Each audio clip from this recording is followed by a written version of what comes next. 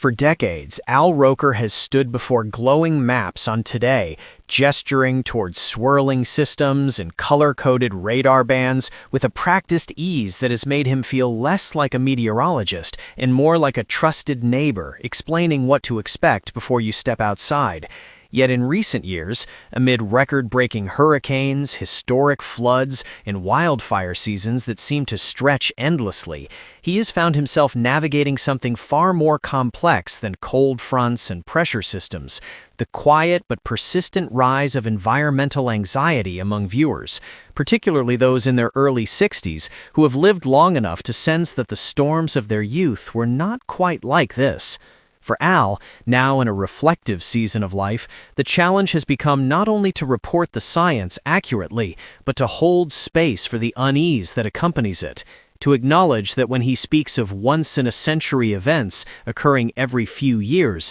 he is speaking to grandparents worried about the world their grandchildren will inherit, to retirees who rebuilt homes after previous disasters and wonder if they have the stamina to do so again. And in those moments, the familiar cadence of the forecast takes on a deeper emotional timbre. At home, in quiet conversations with his wife, Deborah, Roberts often reflects on how the tone of weather coverage has shifted from light banter about weekend picnics to sobering briefings that resemble emergency bulletins. And Deborah, with her seasoned journalist's insight, reminds him that information delivered without empathy can feel like a verdict rather than guidance. Together, they have come to see that his role extends beyond meteorology into stewardship of perspective, especially for viewers who remember a time when the nightly news felt steadier and less apocalyptic, and who now find themselves toggling between gratitude for modern forecasting and fatigue from constant alerts.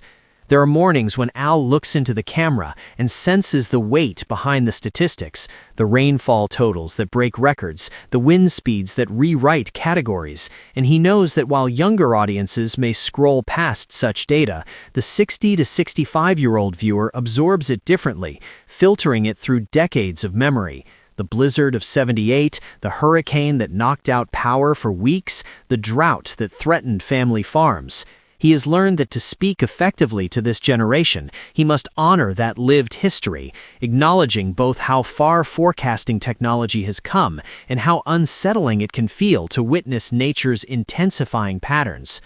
Al's own journey with health challenges in recent years has deepened his sensitivity to vulnerability. He understands, in a way he perhaps did not in earlier decades, that reassurance is not about minimizing risk, but about equipping people with practical steps and a sense of agency. So when he explains evacuation zones or preparedness kits, he does so with a tone that suggests partnership rather than alarm, as if to say, "We can face this together." A message that resonates with viewers who have spent a lifetime preparing for uncertainties, college tuitions, aging parents, retirement savings, and now confront the added variable of a changing climate.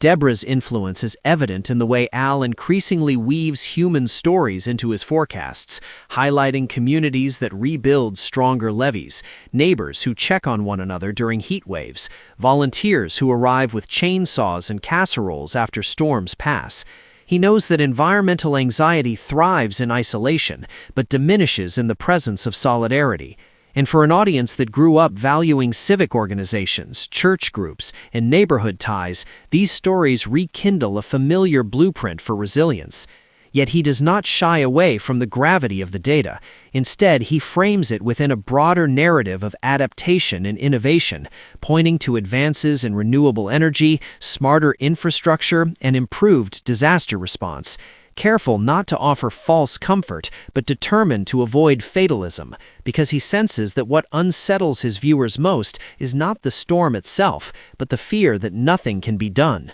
In reflective interviews, Al has spoken about standing in waist-deep floodwaters, microphone in hand, feeling both the raw power of nature and the responsibility of interpretation, aware that somewhere a couple in their early 60s is watching from a living room couch, perhaps newly retired, perhaps contemplating a move closer to grandchildren, wondering whether certain regions are still safe to call home. And he feels compelled to provide clarity without stripping away hope.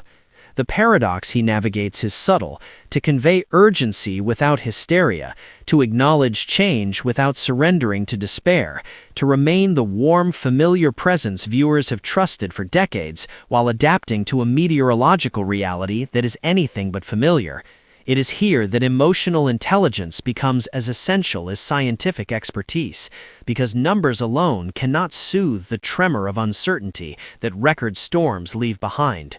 In the evenings, when studio lights give way to lamplight and conversation drifts toward family plans and future dreams, Al and Deborah talk about legacy, not merely in terms of career milestones, but in the quieter measure of whether their work has strengthened rather than shaken the public spirit. They know their generation has witnessed seismic cultural and environmental shifts, and they believe that the task now is to model a steadiness that neither denies complexity nor succumbs to it. So, each time Al steps before the weather wall, remote in hand, he carries with him more than satellite imagery. He carries the awareness that beyond the forecast lies a deeper human story, one of adaptation, community, and enduring resolve. And in speaking directly to those who have weathered 6 decades of life's storms, he offers not just predictions of rain or wind, but a reminder that while the climate may be changing, the capacity for collective courage remains remarkably constant.